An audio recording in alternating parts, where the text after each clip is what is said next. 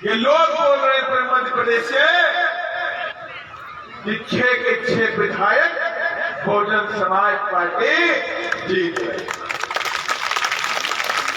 Bharatiya Janata party वाले भी कहते हैं मेरी जो लड़ाई है वो बीएसपी से, बोलते नहीं बोलते, मेरी लड़ाई बीएसपी से है। कांग्रेस वाले ही बोलते हैं कि मेरी लड़ाई बीएसपी से, लेकिन बीएसपी क्या बोल रही है? अरे मेरी लड़ाई ना बीजेपी से है ना कांग्रेस से है, मेरा हाथी भोपाल की तरफ कूच कर चुका है, अब ये रुकने वाला नहीं है। और मैं कहना भी चाहता हूं, आप सब लोग जितनी भारी संख्या में माताएं, बहनें, युवा, पिता तुल्य बुजुर्ग आए हुए हैं और मंच पे मेरे सम्मानित साथी बैठे हुए।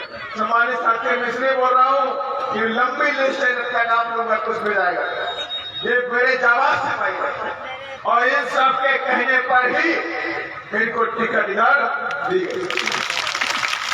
सब लोगों ने बोला कि साहब कम से कम सबर घर वालों पर भरोसा रखो, मेरे कहने पर एक आधा टिकट दे। मैंने कहा एक नहीं, हम आपके मुरैना के 6 के 6 टिकट आपके कहने पर दिलवाए और माना बहन ने आशीर्वाद दिलवाया। और आज विशेष मानिए, मैं दिल्ली बैठता हूँ, राजस्थान बैठता हूँ, तमाम मीडिया बंधु के लोग आते हैं और खुला खुला बोलते हैं कि इस बार बीएसपी ने पार्टी बदल दी। जो बीएसपी की पार्टी की परंपरा थी कि बीएसपी के तमाम नेता चुनाव के समय में भाग जाते थे भारतीय जनता पार्टी और कांग्रेस में, लेकिन आप लोगों ने इस बार नई पार्टी बना दी कि भारतीय जनता पार्टी और कांग्रेस के नेता विधायक का भाग भाग करके अपनी पार्टी को ज्वाइन किया है।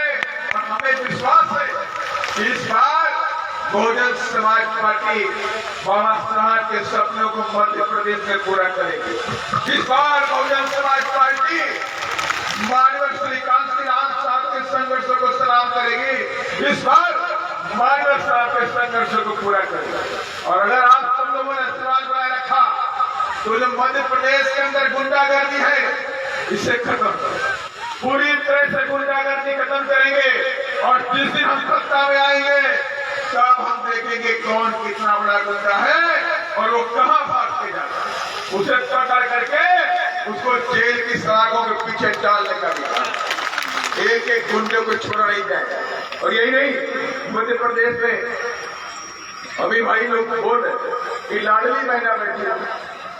अब मुख्यमंत्री जब चुनाव हार रहे हैं, भारतीय जनता पार्टी चुनाव हार रही है, कमलनाथ चुनाव हार रहे हैं, तो नए नए तरह के सिर्फ बोलते हैं भाई 2000 रुपया देंगे, बोले नहीं बोले, पहले 1000 देंगे, फिर 1200 देंगे, फिर 1400 देंगे, फिर 1600 देंगे, ऐसे ऐसे बोल रहे। अरे बाबा 4 साल में वही लाडली बहनाओं को आपने पढ़ा लिखा के आगे बढ़ाया होता। अगर आपकी सरकार में कई लंबे अड़चन से हो, शिवराज सिंह जी बाबा जी आप मुख्यमंत्री हैं, आप प्रदेश के अंदर लंबे समय तक मुख्यमंत्री बन करके रहे, लेकिन बहनों के लिए पढ़ने के लिए स्कूल आपने नहीं खोले। अगर बहनों के लिए पढ़ने के लिए स्कूल खोल दिए होते, आपने उनको नौकरी दी होती, उनको शिक्षक बनाया होता, बाबू बनाया होता, तो लाडली बहना आपको योजना को लागू करना नहीं पड़ता। ये अपनी बहनाएं, ये हमारी बहनें पढ़ लिख करके अपने दम पे खड़ी हो जाती और बड़े बड़े अधिकारी बन के, बाबू बन के, कलेक्टर बन के अपने परिवार, अपने समाज का भला कर देते।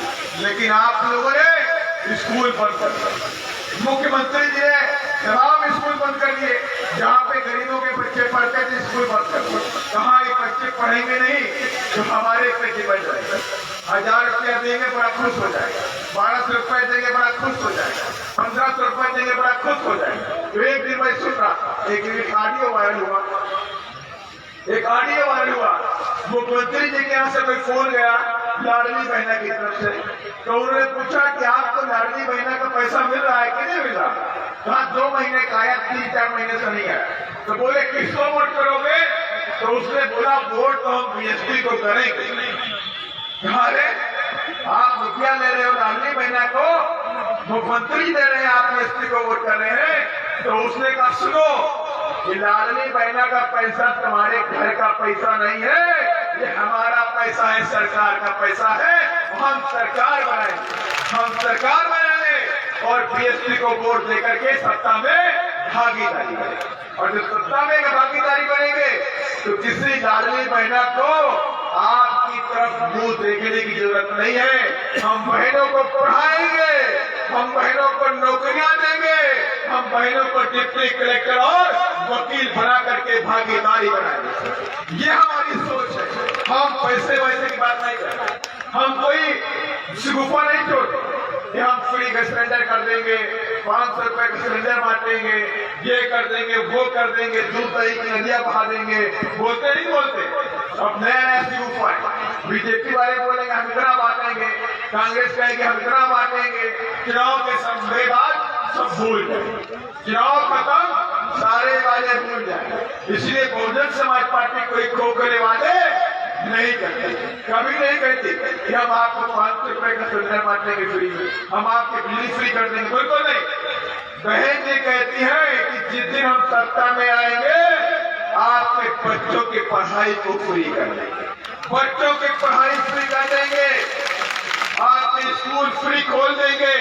आपका बच्चा इंजीनियर बनना चाहता है, आपका बच्चा डॉक्टर बनना चाहता है, आपका बच्चा बाबू बनना चाहता है, आपका बच्चा पुलिस बनना चाहता है, तो हम उसकी सारी पढ़ाई का खर्चा खुद उठाएंगे, आपको पैसे देने की जरूरत नहीं।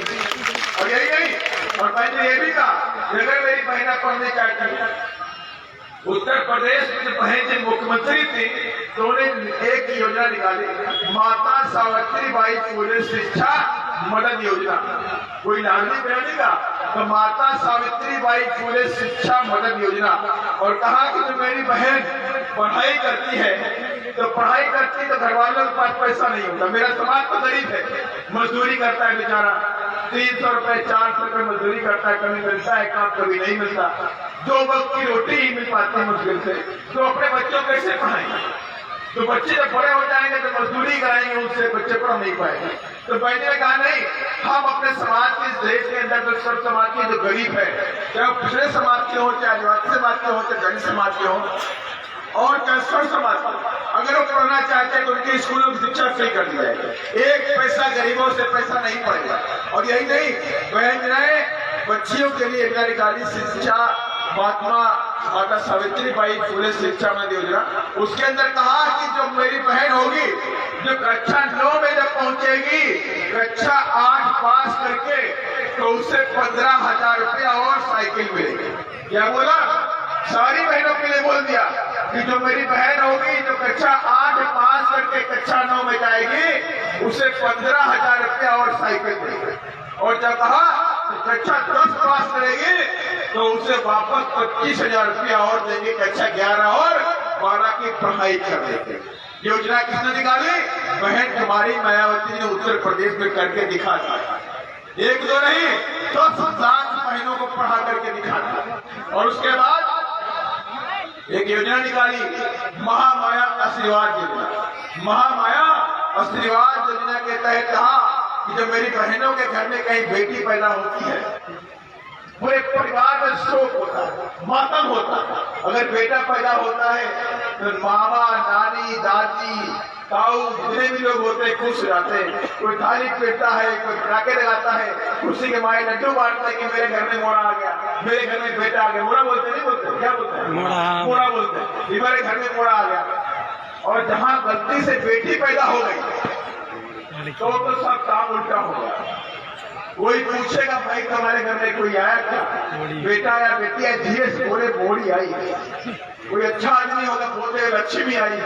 लेकिन इतने दुखी मन से बोलेगा कि सब कुछ लुट गया।